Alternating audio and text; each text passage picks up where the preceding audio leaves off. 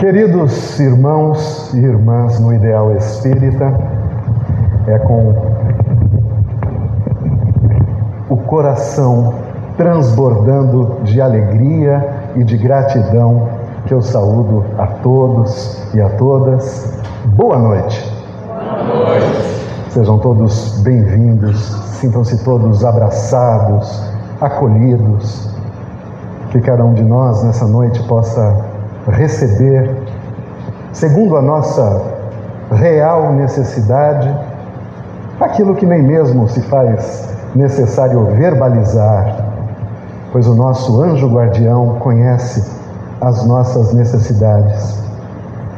Nós agradecemos a esta casa abençoada, a essa escola de almas, a esse pronto socorro e a essa oficina que nos oferece essa valiosa oportunidade de trabalho, oportunidade realmente muito valiosa para nós. Agradecemos a todos os dirigentes, os trabalhadores da casa. Quando nós chegamos aqui está tudo tão bem organizado, tudo bem cuidado, pronto para nos receber. A nossa gratidão a todas, a diretoria da casa, sobretudo. Não vou falar o nome de ninguém, porque senão eu vou deixar alguém para trás.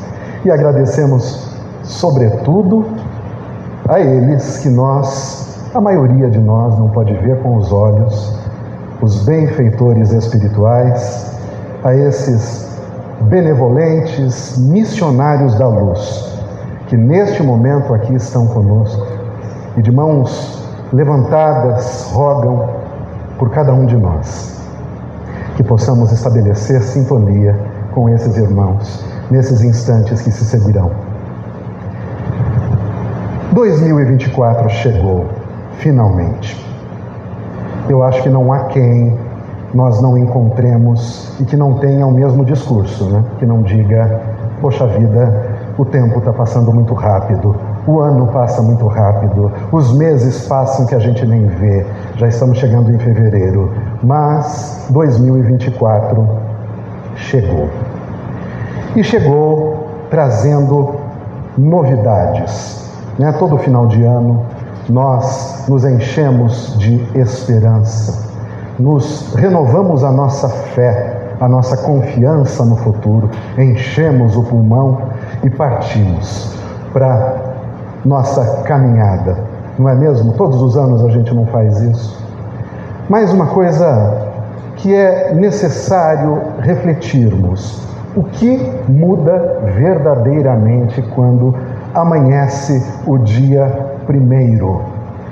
Não vou nem falar dos efeitos do excesso de comida. Não é sobre isso que eu estou falando. Eu estou falando sobre as condições normais da nossa vida. O que muda? Nada. A vida é a mesma. Estamos no mesmo lugar, na mesma casa. Certamente os boletos estão no mesmo lugar, as contas vão vencer do mesmo jeito. Só que nós esperamos uma mudança, nós desejamos uma mudança. Eu acho que todos nós que estamos aqui, neste momento, nós queremos uma mudança. Eu digo por mim, inicialmente. Eu não sou o homem que eu gostaria de ser. Longe disso. Muito longe disso. Talvez eu esteja na direção, ou talvez eu ainda tenha que ajustar a minha rota no decorrer do caminho. Eu não sou quem eu gostaria de ser. E eu não costumo trazer textos, a não ser que sejam com objetivos muito específicos, do Velho Testamento. Mas essa semana eu me deparei com um texto do profeta Jeremias e eu considerei bastante pertinente para as nossas reflexões de hoje. Então eu vou pedir licença para ler um pequeno versículo que está em Jeremias, no capítulo 29, versículo 11 a 13, diz assim: porque eu bem sei os pensamentos que tenho a vosso respeito, diz o Senhor. Pensamentos de paz e não de mal, para vos dar o fim que esperais. Então me invocareis, e ireis, e orareis a mim, e eu vos ouvirei. E buscar-me-ei, e me achareis, quando me buscardes com todo o vosso coração. Fecha aspas, então, para a citação do profeta Jeremias. E eu considerei pertinente, sobretudo, porque nesse final de ano, quando nós nos damos conta que não somos quem nós gostaríamos de ser ainda, e queremos que a vida se transforme, que o mundo se transforme, nós oramos, nós rogamos, nós conversamos com Deus, com Jesus, com a espiritualidade, nós pedimos. Não é o que nós fazemos? Quem aqui durante a prece já não pediu alguma coisa? Ah, eu já pedi. Eu peço mesmo. Eu sou pidão.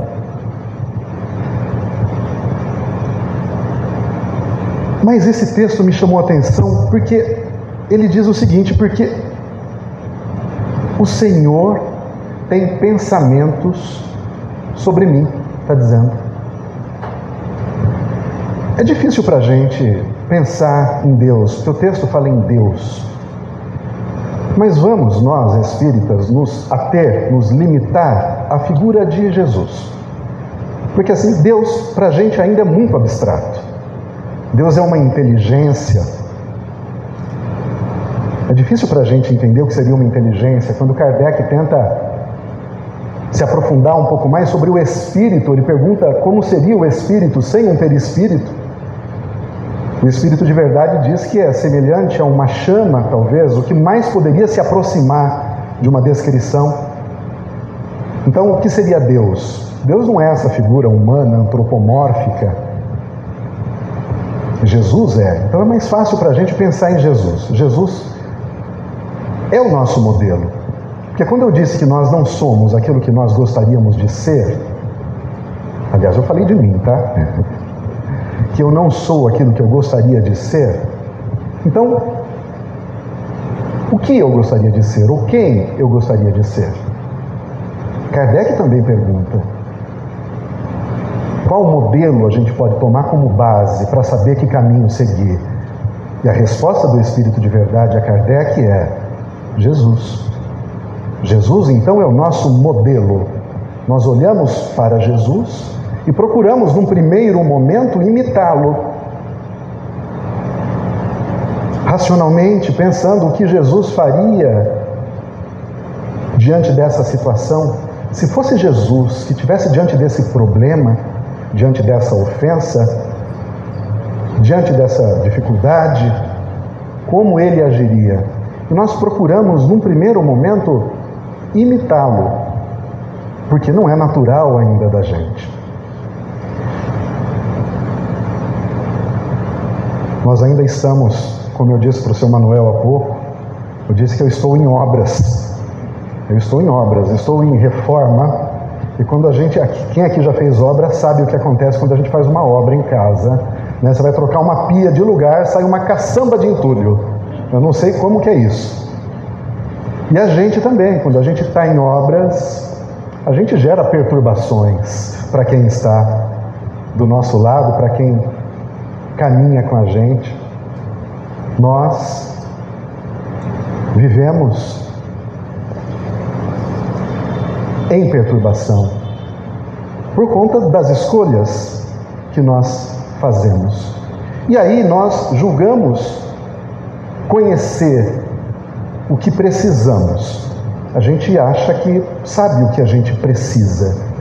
E a gente vai até Jesus, que é um modelo, e a gente pede para que Ele nos auxilie. Mas olha o que Jeremias vai dizer aqui, que Jesus também está pensando na gente. Já imaginou a gente chegar diante de Jesus e falar assim: olha, mestre, eu estava aqui pensando, e eu acho que esse ano seria legal se eu fizesse isso, aquilo e aquilo outro. Eu acho que seria legal, mestre. Já imaginou se ele respondesse para a gente assim: olha, sabe que eu estava aqui pensando em você também? E para você, eu estava pensando que talvez você pudesse fazer isso, aquilo e aquilo outro. Gente, vocês têm ideia do que significa isso? Jesus pensou em mim, ele se lembrou de mim, ele tem pensamentos com relação à minha individualidade. É claro, ele cuida de todo o nosso planeta, de toda a população terrena, 8 bilhões de habitantes. Mas ele pensa em mim, no Wilson, no Manuel, na Maria Antônia. O que será que ele pensa sobre a gente? Ele conhece a nossa trajetória? Conhece desde a nossa primeira encarnação aqui. Lembrando que alguns de nós talvez tenha tido a primeira encarnação aqui mesmo na Terra. Alguns de nós talvez tenhamos vindo de um outro planeta mais distante, de um outro planeta mais evoluído, outros de um outro planeta ainda primitivo, visto que já somos um planeta de expiações e provas. Mas enfim, nos encontramos todos aqui. Mas Jesus conhece individualmente cada um de nós. E será que diante desse conhecimento, nós com os nossos planos e Jesus com os planos dele, o que seria mais viável para a gente, para dar certo mesmo, gente? Para dar certo de uma vez, o que seria legal?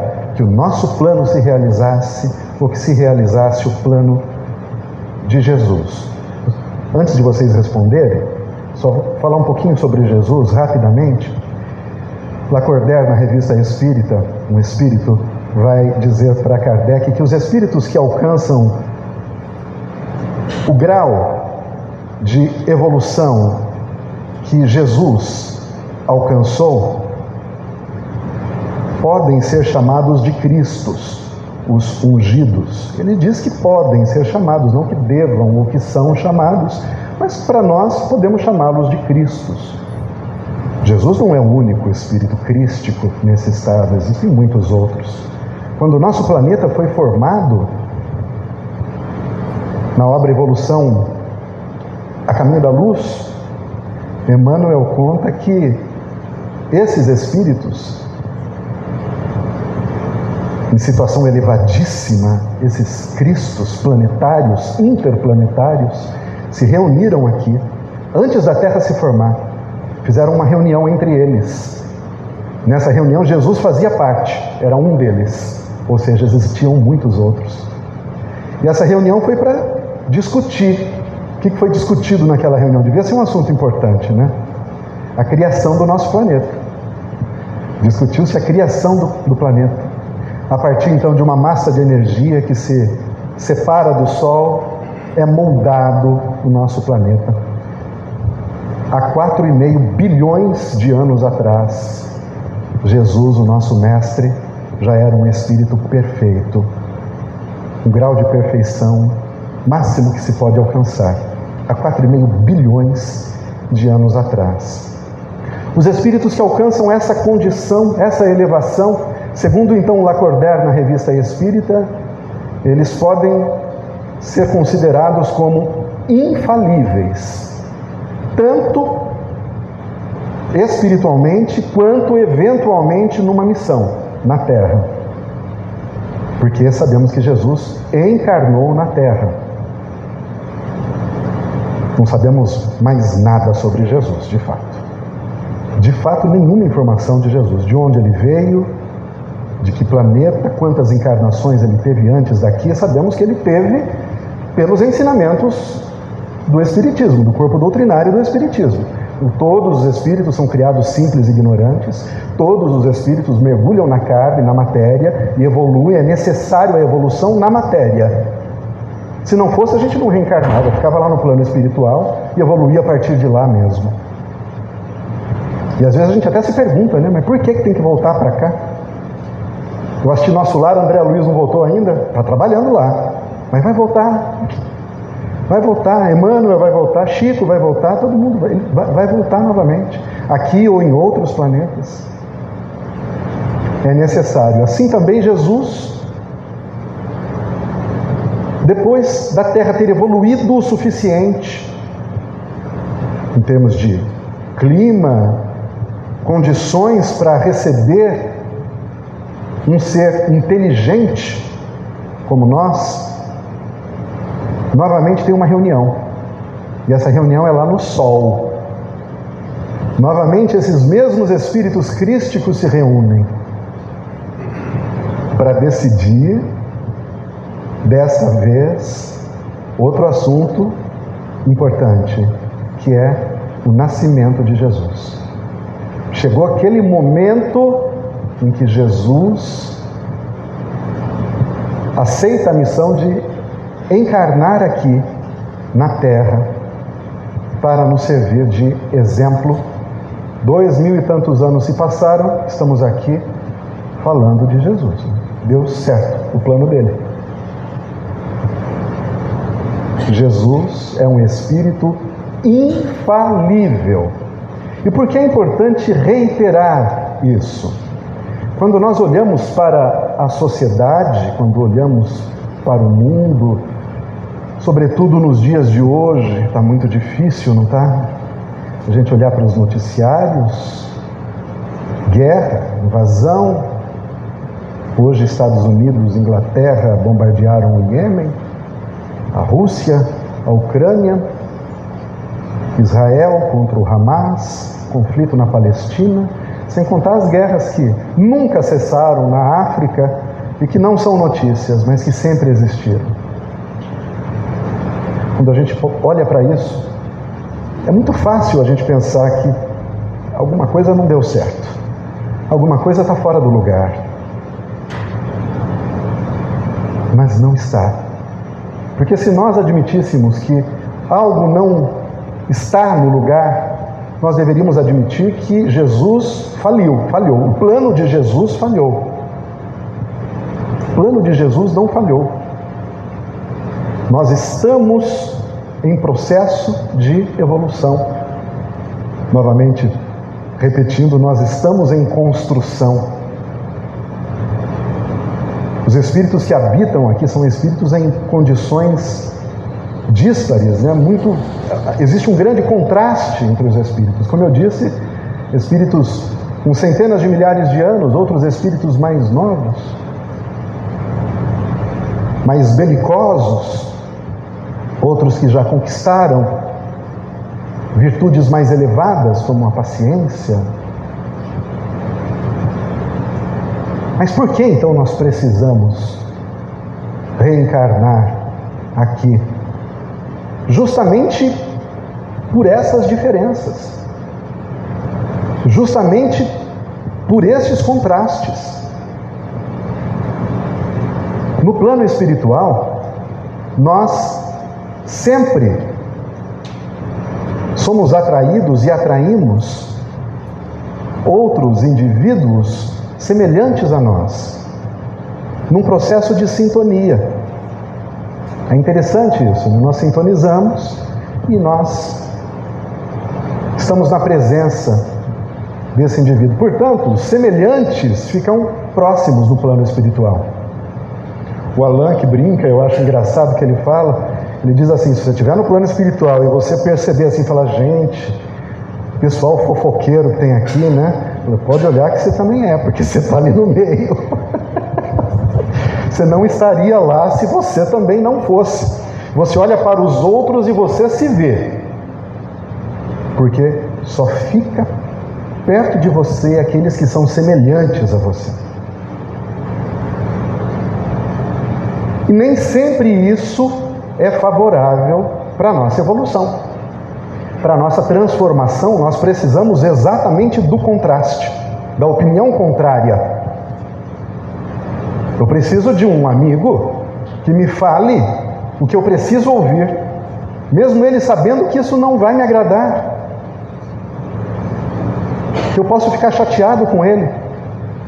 Eu também devo falar com o meu amigo, com aquele que eu gosto, com quem eu me importo, porque aquele com quem eu não me importo, eu deixo passar, não me afeta, não há afeto, não há uma relação.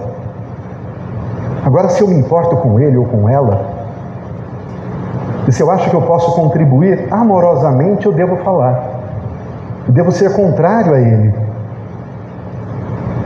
Eu não tenho que concordar com tudo o que ele faz só porque é meu filho, eu vou defender porque é meu filho, não. Se errou, a gente precisa apontar. O filho mais ainda, porque é uma obrigação. O filho é uma obrigação mesmo da gente fazer isso. Mas um amigo numa convivência. Por isso tanta diferença, gente. Para aqueles que estão um passo adiante, estenderem a mão para levar aqueles que vêm atrás. E aquele que ouve aquilo, ele vai estar disposto a mudar? É sobre isso que nós viemos falar. Feliz você novo. Eu joguei alguns pontos, né? E agora a gente vai juntando. Eu disse lá no começo que eu não estou feliz com quem eu sou. Que Jesus é um modelo e que o plano de Jesus não falha. Ou seja, com base em tudo isso, eu sou imperfeito, estou num processo, mas estou onde eu deveria estar. Eu fui posicionado no meio onde eu deveria me posicionar. Ao lado, tendo ao entorno pessoas com as quais eu tenho uma história. Eu reencarno aqui trazendo alguns compromissos assumidos em passado sombrio, em passado de sombra e de ignorância.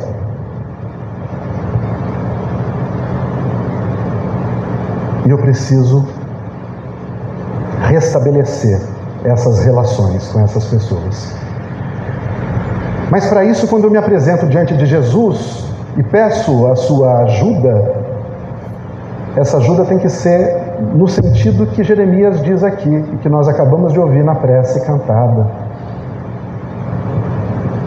Seja feita a tua vontade. Eu preciso da tua ajuda, porque sozinho eu não posso, eu não me basto sozinho, eu não me sustento sozinho. Nós somos seres sociais. Eu preciso de cada um de vocês aqui, como um indivíduo dessa coletividade, eu preciso de vocês. Eu não posso ser extirpado dessa relação, que eu não sobrevivo. Talvez eu precise mais de algumas pessoas. Quais? Talvez algumas pessoas tenham retornado a essa terra com a missão de me ajudar. Quem de vocês aqui será que nasceu com a missão de me ajudar? Será que eu trouxe a missão de ajudar alguém de vocês aqui? Como que eu vou saber?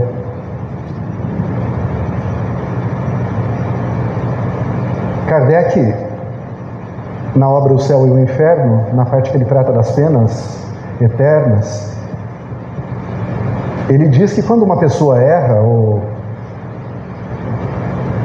comete um mal contra alguém, 3 coisas acontecem imediatamente. A primeira delas é a expiação. Quando a gente ofende alguém, quando a gente produz o mal para alguém, inicia-se um processo de expiação, quase que automático. Não tem um juiz lá em cima determinando, arrancou a cabeça, vai ter a cabeça arrancada, arrancou o dedo, vai ter um dedo arrancado. Não, não é isso. É um processo psicológico. Kardec pergunta onde está escrito a lei de Deus, e a resposta é que está escrito na consciência do homem. Nós sabemos quando nós não estamos agindo de forma coerente com o modelo que Jesus nos dá. Nós sabemos. Quando nós erramos, ninguém precisa falar, nós sabemos. Mesmo quando nós mentimos para nós mesmos.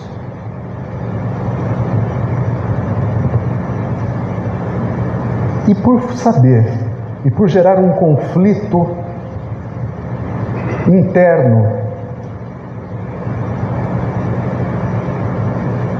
você sofre. O sofrimento é isso. Sofrimento é conflito. Olha como o sofrimento é conflito. Para Santo Agostinho, em um Evangelho segundo o Espiritismo, como ele define felicidade? Felicidade é definida como paz de espírito. Simples assim. O que é paz? Paz é a ausência de conflito. A gente acabou de falar em guerras. Quando o país está em paz e não tem conflito com outros países, né? Está em paz. De forma resumida, é a ausência de conflito. Portanto, nós, quando não estamos em conflito, estamos em paz. Se estamos em paz, estamos felizes. E qual é o maior conflito? É o que eu acabei de dizer. É o desalinhamento entre o modelo que você quer seguir, aquilo que você quer ser e o que você está sendo de fato no dia a dia. Quantas vezes a gente volta para casa e fala: nossa, daria para apagar o dia de hoje, voltar atrás e começar de novo o dia de hoje? Fiz tanta coisa que não deveria, falei o que não devia, ofendi quando ofendi. Que decisão que é aquela que eu tomei? Quem é que me inspirou aquela decisão? Não é possível isso. Onde eu estava quando eu pensei aquilo? Onde eu estava com a cabeça? Mas não dá mais para voltar, né? A gente sabe disso. Mas aí o dia nasce de novo. E errar é maravilhoso.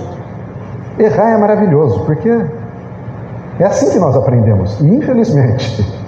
Infelizmente é assim que nós aprendemos. Errar. Então, erre todos os dias, mas erros diferentes. O que a gente não pode é errar o mesmo erro todo dia. E é esse o maior conflito que nós temos. Não dá para ser feliz assim. A gente vai ficando amargurado conosco. A infelicidade é com a gente mesmo. A gente pensa que é com o mundo lá fora, mas não é. É com a infelicidade, é sobre como nós nos relacionamos com o mundo lá fora. É por isso que eu me sinto infeliz, porque eu vivo em conflito comigo mesmo.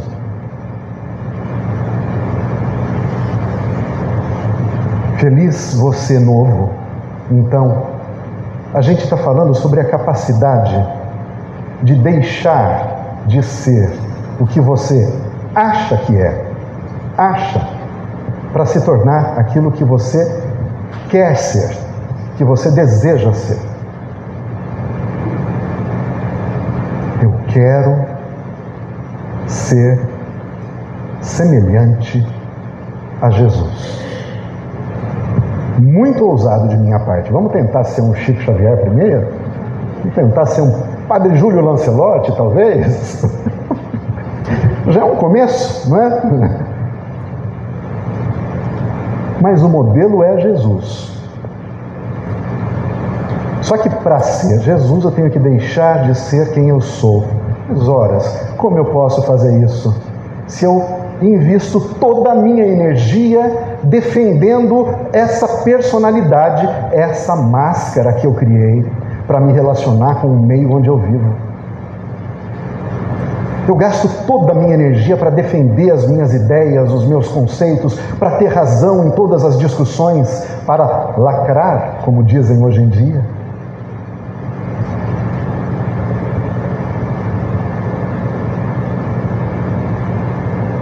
Estava lá no meu trabalho e essa semana passada foi feito é uma agência de publicidade, um cliente teve uma ideia e fez uma ação. E eu falei com a minha equipe, falei, eu não gostei disso, eu não gostei por isso, não acho que seja coerente, não sei o quê. Fui embora. Em casa eu fiquei pensando, pensei sobre aquilo, voltei no outro dia, falei, lembra aquilo que eu falei ontem? Mudei de ideia, achei super legal. Mas é a questão de você pensar e mudar. Ah, mas o que aconteceu? Eu falei, eu pensei. Gente, quem pensa muda de ideia. Mas você tem que estar disposto a mudar de ideia. Porque se você insiste naquilo, tem gente que falou uma palavra atravessada para outra pessoa 30 anos atrás. E toda vez que se encontra em alguma festa de família, levanta o mesmo assunto. E os dois defendem a mesma coisa. Como é que é isso? Como é que resolve alguma coisa?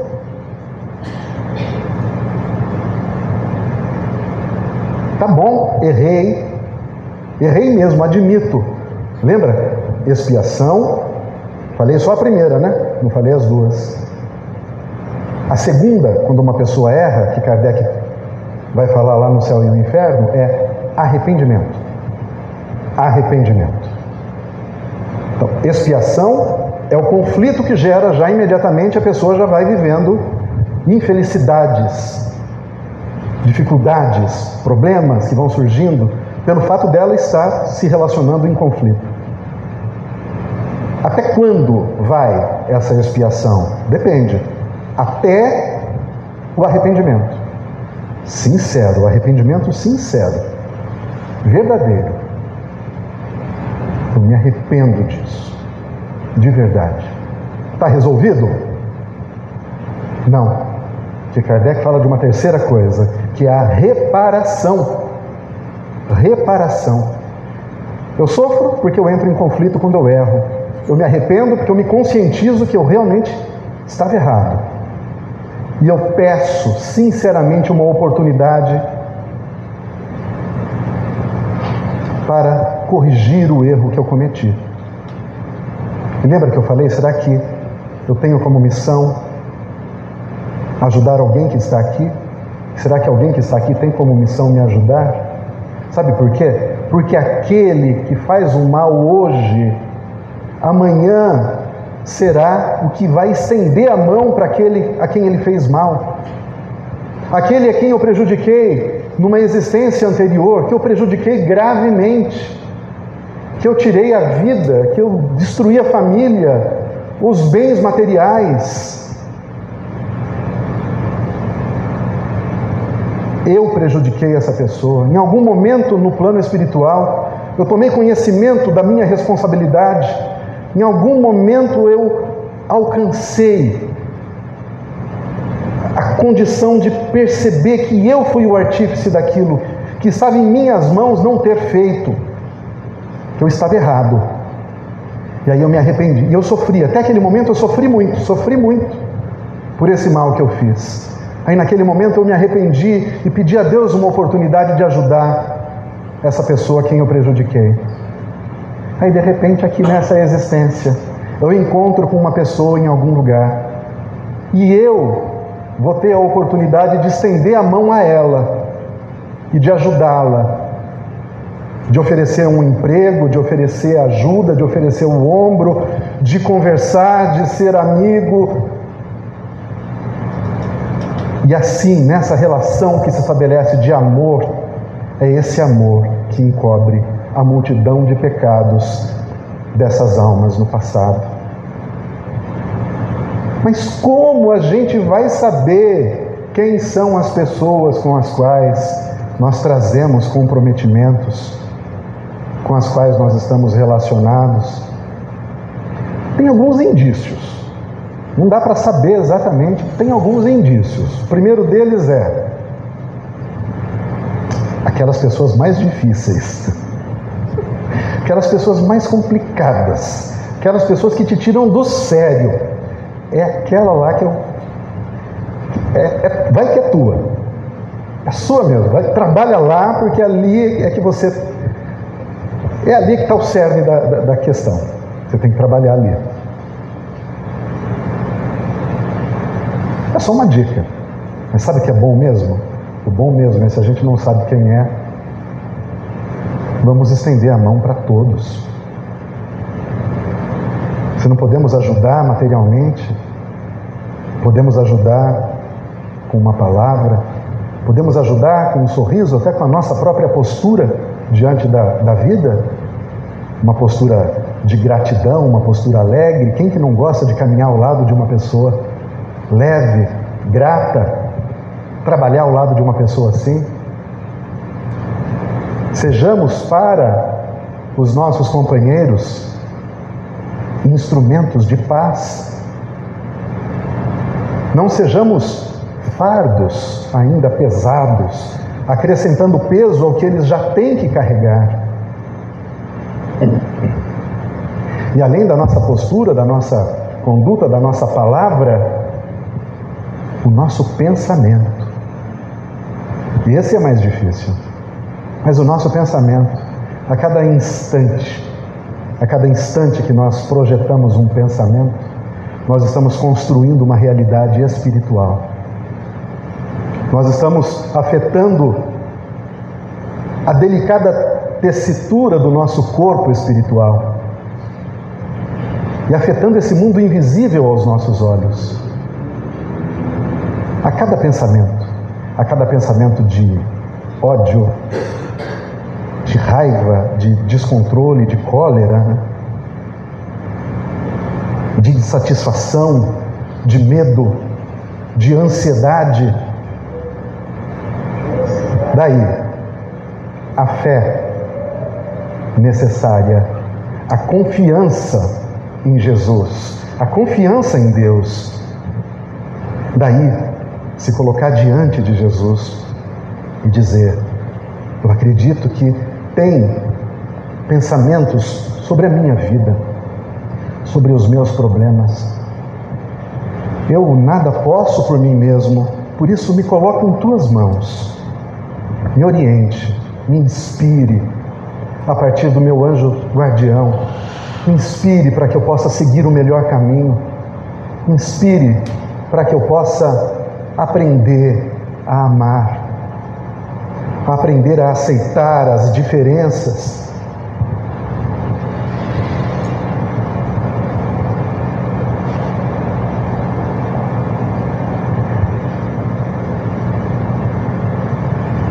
Nós somos filhos de Deus. A Joana de Ângeles fala de uma relação com o nosso Pai, mas ela fala de um paternalismo que é prejudicial. A nossa relação com Deus não é uma relação em que você exige o que quer que seja de Deus, mas que você se coloca humildemente como aquele que precisa e que necessita. Você não pede por merecimento. Irmãos e irmãs, eu acho que se fosse por merecimento, eu sairia desta sala me arrastando com a cara no chão. O que Deus e Jesus nos dá é por misericórdia. Misericórdia é o amor imerecido. Jesus nos ama porque a sua essência é amor, é tudo o que Ele pode fazer. É nos amar. Então, não é com arrogância que nós nos apresentamos como filhos de Deus, como príncipes que somos, querendo a nossa parte na criação, nos tesouros de Deus. Não, nós só queremos força para continuar lutando.